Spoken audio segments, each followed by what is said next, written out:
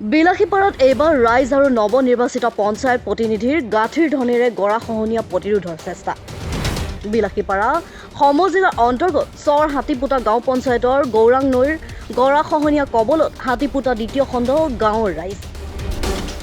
কাণসাৰ নাই স্থানীয় বিধায়ক সাংসদ বিভাগীয় কৰ্তৃপক্ষৰ। ইতিমধ্যে শ শ বিঘা কৃষিভূমি আৰু কেইবাখনো পৰিয়ালৰ বাসগৃহ নৈৰ বুকুত জাহ গৈছে।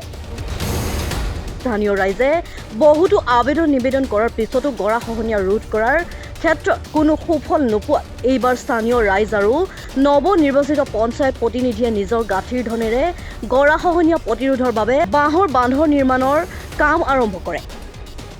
পঞ্চায়তখনৰ আঞ্চলিক সদস্য ফুলবাৰী আলী মণ্ডল আৰু পঞ্চায়তখনৰ ৬ নং ৱাৰ্ডৰ সদস্যা তথা আশাবাদী সভানেত্ৰী জুলিকা বেগমৰ প্ৰচেষ্টাত ৰাইজৰ সহযোগত নিজৰ গাঁঠিৰ ধনেৰে গৰাখহনীয়া ৰোধ কৰাৰ বাবে বাঁহৰ বান্ধ নিৰ্মাণ কৰা কাম শুভ উদ্বোধন কৰে।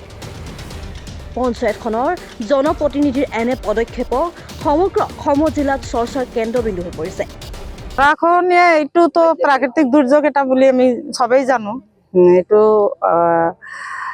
একো কৰিব পৰা ব্যৱস্থা নাই। এইটো এতিয়া যি পৰ্যায় আহিছে, বানপানী সন্মুখত বানপানী হ'বই। তো এতিয়াই যেনেকুৱা মানে নদী ইয়াতে ভাঙি আছে, আপোনালোকে চালেই। সেইকাৰণে আমিও আহিছোঁ, আমাৰ ইয়াৰ লোকাল ৰাইজে মাতিছে, আহিছোঁ। আমাৰ প্ৰতিনিধি AP মেম্বাৰ আছে, ৱাৰ্ড মেম্বাৰ আছে, আমাৰ দুগৰাকী ইয়াতে। আমি সকলোৱে আহি ইয়াত বুজ ল'লোঁ। তো এই মুহূৰ্তত গভৰ্ণমেণ্ট ফাণ্ড দিব পাৰে, MP দিব পাৰে, MLA দিব পাৰে, DC কেইটা কল কৰিলে ইয়াত আহি উপস্থিত হৈ যাব। কিন্তু আমি যিহেতু পঞ্চায়ত প্ৰতিনিধি, আমাৰ বডিটো এতিয়ালৈকে গঠন হোৱা নাই যে আমি, তথাপি মই DCক ফোন কৰিলোঁ অলপ আগত। ৰিচিভ নকৰিলে মই লাগিলে ধুবুৰীত যাই DCৰ লগত বহিম, কিবা ব্যৱস্থা যদি কৰিব পৰা আছে আমি চাপ সৃষ্টি কৰিম, পঞ্চায়ত প্ৰতিনিধি লৈ যাম। কিন্তু আমি এতিয়া অফিচিয়েলি হোৱা নাই। দুখজনক কথা যে আমি ইয়াত পঞ্চায়তৰ প্ৰতিনিধি আছো, MLA আছে, MP আছে, তাৰ উপৰিও যদি ৰাইজে গাঁঠিৰ ধন খৰচ কৰি প্ৰটেকশ্যন দিব লগা হৈছে, সেইকাৰণে মই ইয়াত উপস্থিত হৈছোঁ। আমাৰ AP মেম্বাৰ, আমাৰ ৱাৰ্ড মেম্বাৰ সকলে আমি সবেই মিলি কিবা এটা হেল্প কৰি আছোঁ, ৰাইজৰ লগত আমি আছোঁ। ৰাইজে কিবা এটা দিব, আমি কিবা এটা দি মিলাই আজি প্ৰটেকশ্যনৰ বাঁহ কিনাৰ ব্যৱস্থা এটা হ'ল। এইটো দুখৰ বিষয়ৰ কথা এটা। আমাৰ এই হাতীপুতা পাৰ্টটো যিমান ঘৰ বাৰী বা খেতি বাতি আছিল গোটেইবিলাকে এই গৌৰাং নদীয়ে জাহ গ'ল। আমাৰ এই গৌৰাং নদী যেতিয়া ভাঙাৰ ওচৰতে আমাৰ বিধায়কৰ ঘৰ শামছুলুদা চাহাব, এওঁলোকে, মই বহুতবাৰ তাৰ ওচৰত গৈছিলোঁ এই প্ৰতিৰোধ কৰাৰ কাৰণে, তেওঁলোকে মোক কোনো সাহাৰা নিদিয়ে। আৰু ৰকিবুল হুছেইন ডাঙৰীয়া আমাৰ MP ভোট জিকাই গ'ল, ভাৰতবৰ্ষৰ ভিতৰত বেছি ভোটকৈ তাক জিকাই দিছিলোঁ। এওঁলোকে আজি পৰ্যন্ত আমাৰ এই গৰাখহনীয়াত কোনো প্ৰতিৰোধ কৰাৰ কাৰণে কোনো আমাৰ ইয়াত নাহিল।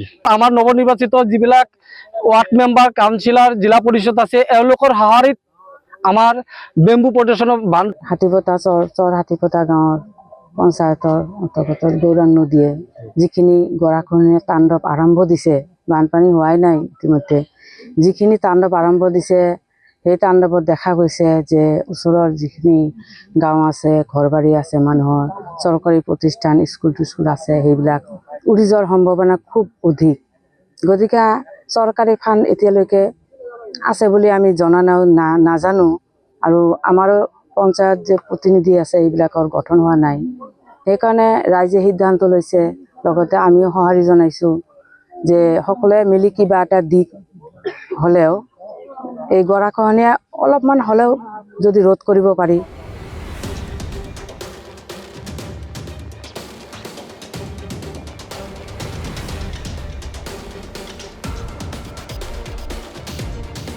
বিলাসীপাৰাৰ পৰা আব্দুল মজিদৰ ৰিপৰ্ট, মাই নিউজ এণ্ড